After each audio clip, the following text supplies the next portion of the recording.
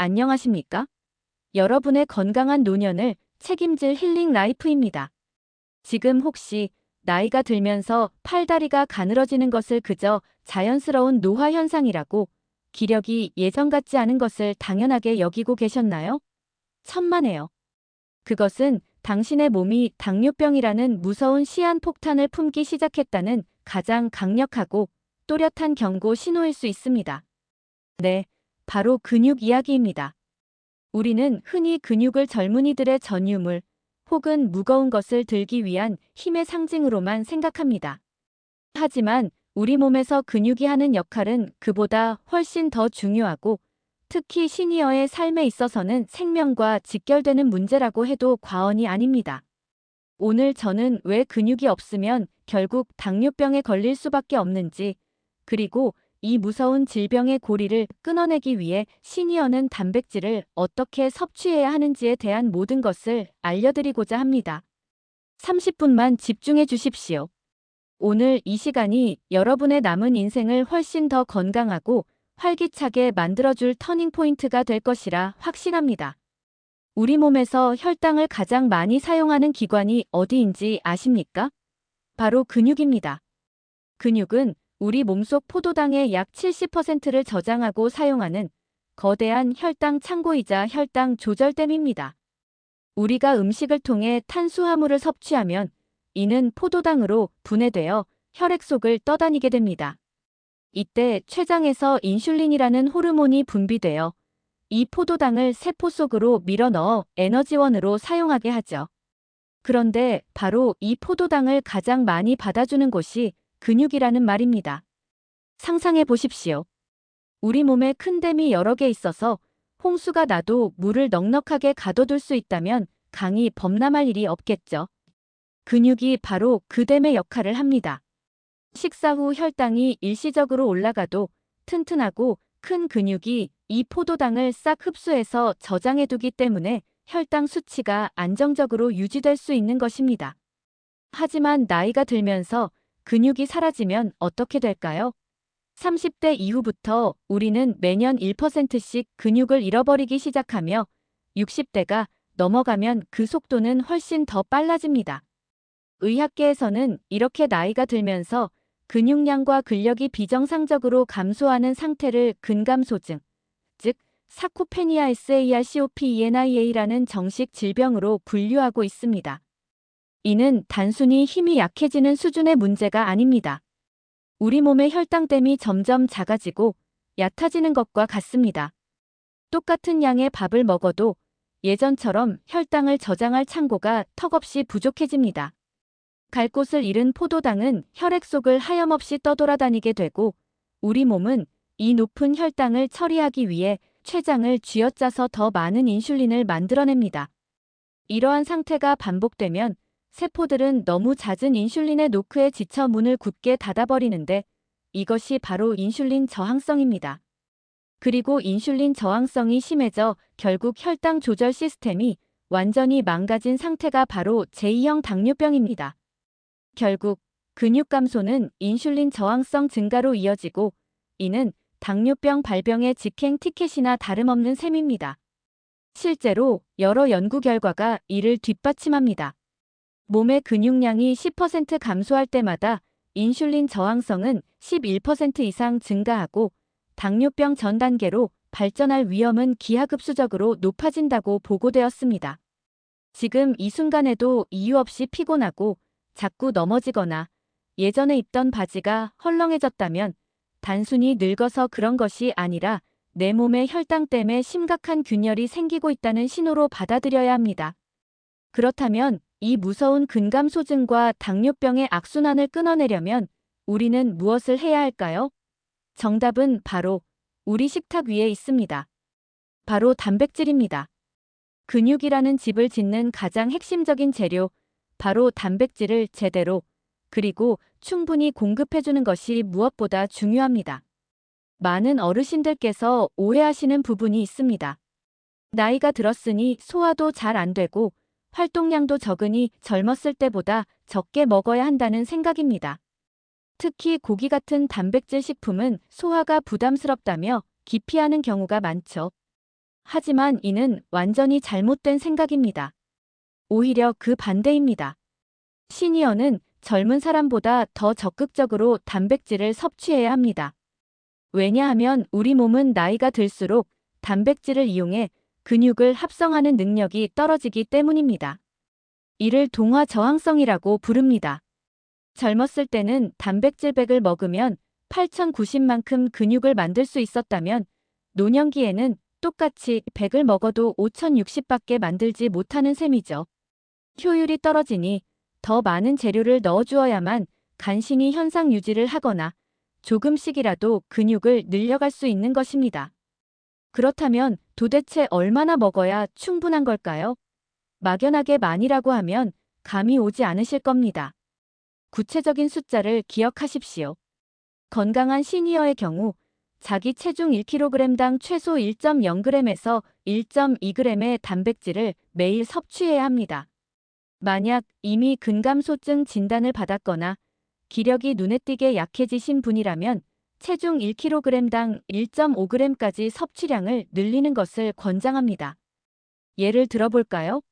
만약 현재 체중이 60kg이시라면 하루에 최소 60g에서 72g의 단백질을 드셔야 한다는 계산이 나옵니다.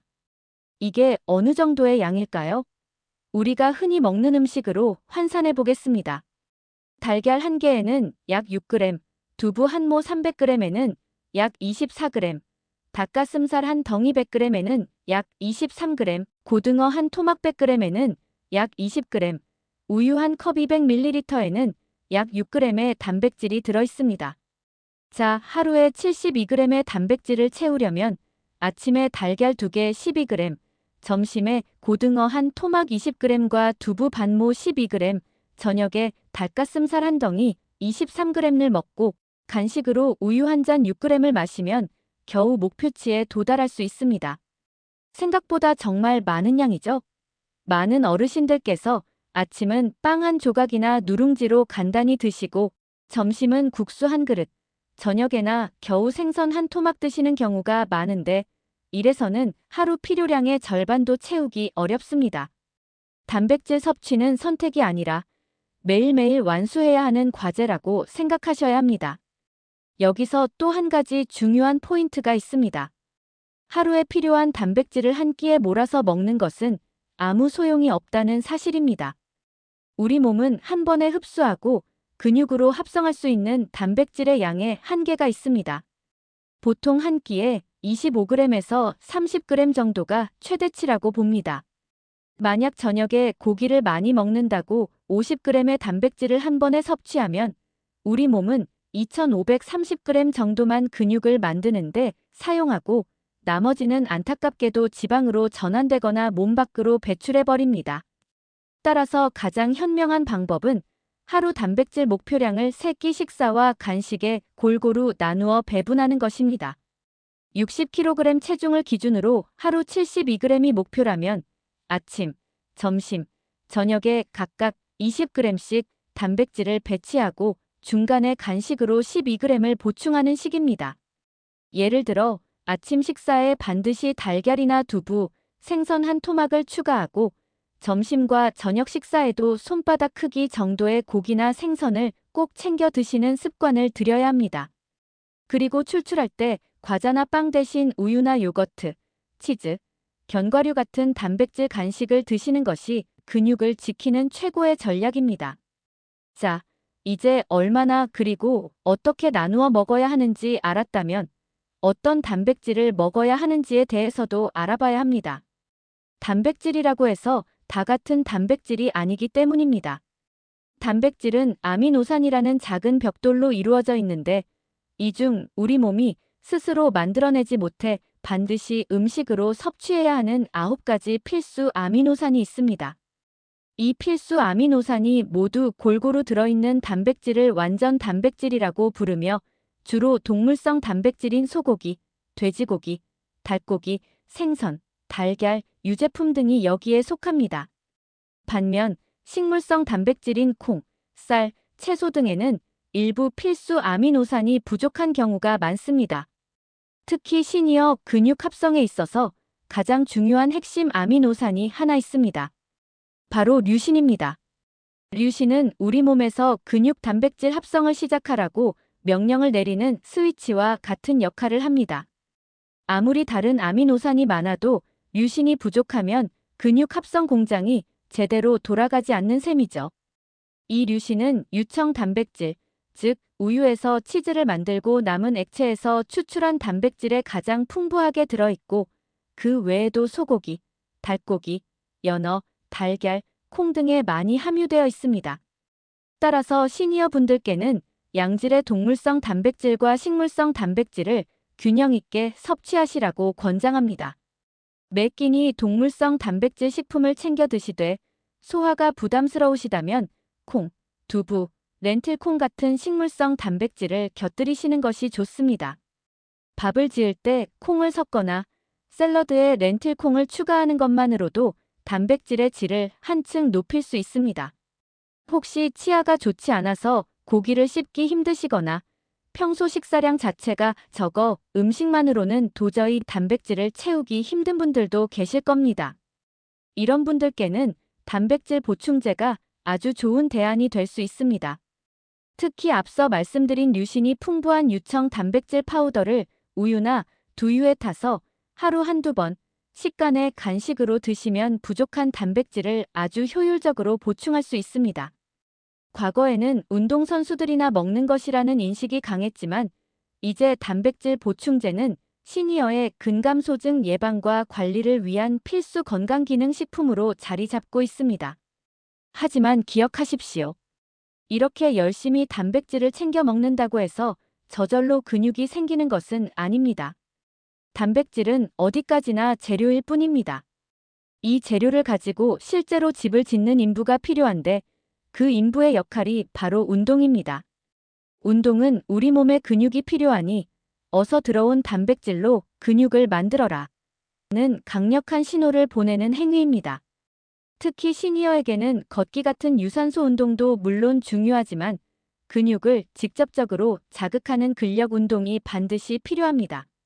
헬스장에 가서 무거운 기구를 들어야만 근력 운동이라고 생각하실 필요는 없습니다.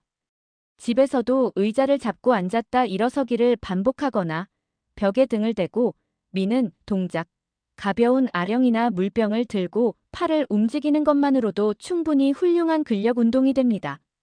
일주일에 2, 3번, 약간 숨이 차고 근육이 뻐근해지는 느낌이 들 정도로 꾸준히 해주시는 것이 중요합니다. 운동 직후 30분에서 1시간 이내에 단백질을 섭취해주면 근육 합성 효과를 극대화할 수 있으니 참고하시면 좋겠습니다. 이제 마무리할 시간입니다. 오늘 우리는 근육 감소가 단순히 늙고 힘이 빠지는 현상이 아니라 혈당 조절 능력을 망가뜨려 결국 당뇨병이라는 심각한 질병으로 이어지는 위험한 과정이라는 것을 알게 되었습니다. 그리고 이를 막기 위한 가장 강력한 무기는 바로 단백질의 충분하고 똑똑한 섭취에 있다는 것도 배웠습니다. 다시 한번 정리해드리겠습니다. 첫째, 내 체중 1kg당 최소 1.2g의 단백질을 매일 섭취하는 것을 목표로 삼으십시오. 둘째, 하루 목표량을 3끼와 간식에 걸쳐 골고루 나누어 드십시오. 한 번에 몰아먹는 것은 효과가 떨어집니다. 셋째, 류신이 풍부한 양질의 단백질, 즉 고기, 생선, 달걀, 콩류를 골고루 섭취하십시오. 식사로 부족하다면 단백질 보충제의 도움을 받는 것도 현명한 방법입니다. 마지막으로 단백질이라는 재료가 헛되지 않도록 일주일에 2, 3번 꾸준한 근력 운동을 통해 근육에 자극을 주어야 합니다. 우리의 근육은 젊음의 상징이 아니라 노년의 건강을 지키는 최후의 보루입니다. 젊은 시절 모아둔 예금이 노후를 편안하게 해주듯 젊을 때부터 차곡차곡 쌓아온 그리고 지금부터라도 열심히 지켜나갈 당신의 근육은 당뇨병을 비롯한 수많은 노인성 질환으로부터 당신을 지켜주는 가장 든든한 건강연금이 되어줄 것입니다. 오늘부터 당장 식탁을 점검해 보십시오. 당신의 식탁 위에 당신의 미래 근육을 만들어줄 단백질이 충분히 올라와 있습니까? 미루지 마십시오. 오늘 한 끼 단백질을 더 챙겨 먹는 작은 실천이 10년, 20년 뒤 여러분의 건강하고 활기찬 삶을 결정짓는 가장 중요한 첫걸음이 될 것입니다. 감사합니다.